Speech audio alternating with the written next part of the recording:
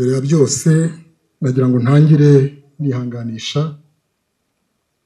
kandi mfata mu mugongo abarokotse Jenoside yakorewe Abatutsi mu 1994, by'umwihariko imiryango y'abafite abacu bashyinguye muri uru rwibutso rwa Mukarange twibukiyeho uyu munsi. Mukomere. Ndashimira Kayitare Nkinganzima Paulina umaze kuduha ubuhamya bukomeye bugaragaza ubugome ndengakamere Jenoside yakorewe Abatutsi yakoranywe hano mu Karange. Tugufashe mu mugongo wowe n'abandi mwese mwarokotse aya mahano ndengakamere ya Jenoside yakorewe Abatutsi. Turabashimira ko mwakomeje gutwaza mugaharanira kubaho n'ubudaheranwa. Muri uyu mwanya kandi ndifuza gushimira byimazeyo mwe mwese mwitabiriye kwibuka ku nshuro ya 32 Jenoside yakorewe Abatutsi. Ndabashimira ko mwaje muri benshi guha agaciro abacu bishwe urw'agashinyaguro muri Jenoside yakorewe Abatutsi. Uyu munsi turashyingura mu cyubahiro imibiri yabonetse. Iyo hagize imibiri iboneka biruhura imitima y'abarokotse na n'ubu bagitegereje gushyingura ababo. Turasaba rwose abazaho imibiri y'abishwe muri Jenoside ikiri gutanga ayo makuru kugira ngo ishyingurwe mu cyubahiro. Ndabisubiramo, turasaba rwose abazi aho imibiri y'abishwe muri Jenoside yakorewe Abatutsi ikiri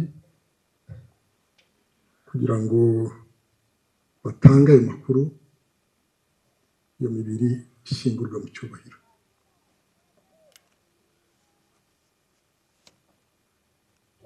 Kwibuka Jenoside yakorewe Abatutsi ni inshingano yacu nk'Abanyarwanda,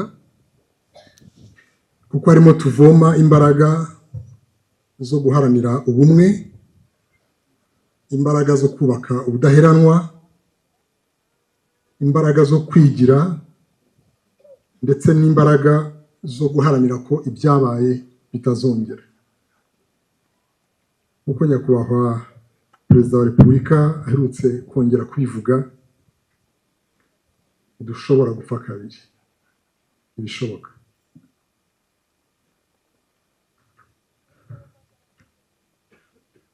Abanyarwanda tuzi aho twavuye mu mateka mabi y'ubuyobozi bubi bwimakaje ivangura, guca abanyarwanda mw'ibice, bwimakaza urwango, butegura kandi bushyira mu bikorwa umugambi mubisha wo kwica Abatutsi, ubaziza gusa ko ari Abatutsi. Bateguye Jenoside bayishyira mu bikorwa, bica Abatutsi barenga miliyoni mu minsi 100. Ni amateka yacu, nubwo ari mabi, ni ayacu tugomba kwibuka. Tuzi rero aho twavuye, ntituzi gusa aho tuva, tuzi n'uko twahavuye. Nk'Abanyarwanda tuzi ko Inkotanyi,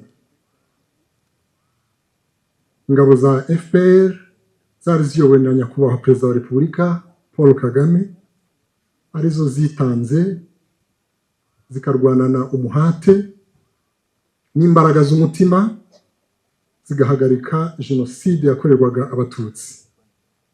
Zarokoye Abatutsi bicwaga, zitanga ihumure mu gihe amahanga yose yari yaradutereranye arebera. Ibyo turabizi neza. Tuzahora dushimira Inkotanyi ko zarokoye u Rwanda. tuzi ko nyuma yo guhagarika jenoside urugendo rwo komora no gukira ibikomere no kongera kubaka ubumwe bw'abanyarwanda byashobotse nubwo bitari byoroshye, tubishobojwe n'ubuyobozi bwiza bwa nyakubahwa Perezida wa Repubulika Paul Kagame. Muri uyu mwanya ndifuza kongera kuvuga ko nk'igihugu dushimira byimazeyo abarokotse jenoside yakorewe abatutsi ku mpano ikomeye y'imbabazi mwatanze, kwihangana no kudaheranwa n'agahinda ndetse no guharanira kubaho kandi neza. Turabashimira kandi uruhare rwanyu mu kubaka ubumwe n'ubudaheranwa bwacu nk'abanyarwanda.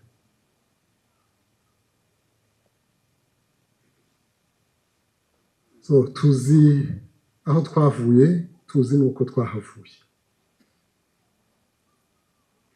tuzi n'aho tujya. Imyaka 32 nyuma ya jenoside yakorewe abatutsi, intambwe u Rwanda rumaze gutera rwiyubaka iragaragarira buri wese kubera ubuyobozi bwiza. Leta y'ubumwe bw'abanyarwanda yashyize imbere kubanisha neza abanyarwanda. Ubu abanyarwanda bafite amahirwe angana mu buzima bwose bw'igihugu cyabo, nta vangura iryo ari ryo ryose. Ubunyarwanda busumba ikindi cyose umuntu yakwibonamo, kandi nibwo shingiro ry'imibanire myiza n'iterambere ry'igihugu cyacu. Dufite icyerekezo cyo gukomeza kubaka ubumwe bwacu no gukomeza guteza imbere imibereho myiza n'iterambere ry'abanyarwanda bose nta vangura iryo ari ryo ryose.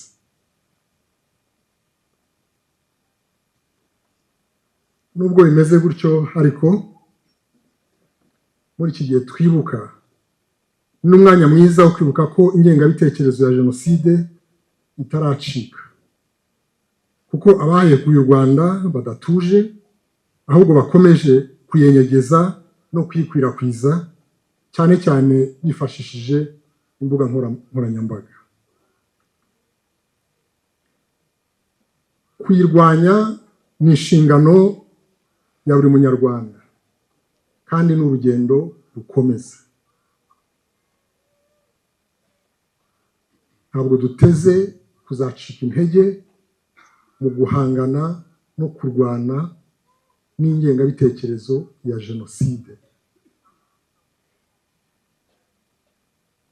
Turabizi ko abayikoze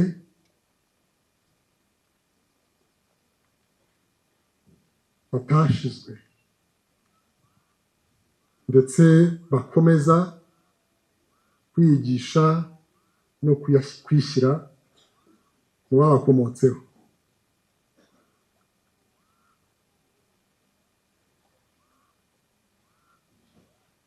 Barwanya intambara mbi ishingiye ku rwango n'amacakubiri, baratsindwa, ntibemera ko batsinzwe.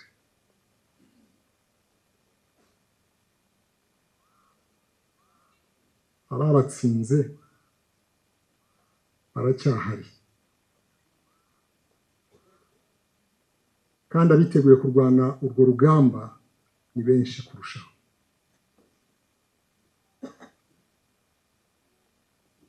Ntabwo rero tuzatezuka, kuko tudashobora gusubira na gato, kwemera gusubira na gato mu mateka mabi twanyuze bishoboka. Haracyagaragara kandi ingengabitekerezo ya jenoside mu miryango imwe, aho ababyeyi gito bafite imyumvire yubakiye mu macakubiri n'ivangura rishingiye ku moko bayitoza abana babo. Turasaba abo babyeyi kutaroga abana babo babaraga urubanza rw'abananiye. Rubyiruko bana bacu, u Rwanda twubaka ni urwanyu, ni mwebwe bayobozi b'ubu n'ejo, ni mwe benshi kandi nimwe mugomba gukomeza uwo murage wo kubaka igihugu kizira amacakubiri n'ingengabitekerezo ya jenoside. Turabasaba kwigira ku mateka yacu, mugakomeza guharanira kubaka ubumwe, gukunda igihugu no kukitangira mu buryo bwose, nk'uko nyakubahwa Perezida wa Repubulika ahora bitwibutsa. Banyakubahwa abaturage b'akarere ka Kayonza, imiryango y'abacu bazize jenoside yakorewe Abatutsi, turabizeza ko leta y'u Rwanda izakomeza gukora ibishoboka byose mu kwita ku mibereho myiza y'abarokotse jenoside yakorewe Abatutsi, ndetse no gukomeza kubungabunga ubumwe n'iterambere by'Abanyarwanda. Mu gusoza, ndashimira ubuyobozi bw'akarere ka Kayonza, ubuyobozi bwa Ibuka n'abafatanyabikorwa bagize uruhare mu gutegura iki gikorwa cyo kwibuka ku nshuro 32 jenoside yakorewe Abatutsi mu 1994. Nongera kandi gukangurira Abanyarwanda bose gukomeza kwamagana ingengabitekerezo ya jenoside mu buryo igaragariramo bwose. Dukomeze gusigasira ubumwe bw'Abanyarwanda, ubwiyunge ndetse n'amahoro n'umudendezo by'Abanyarwanda. Twibuke twiyubaka.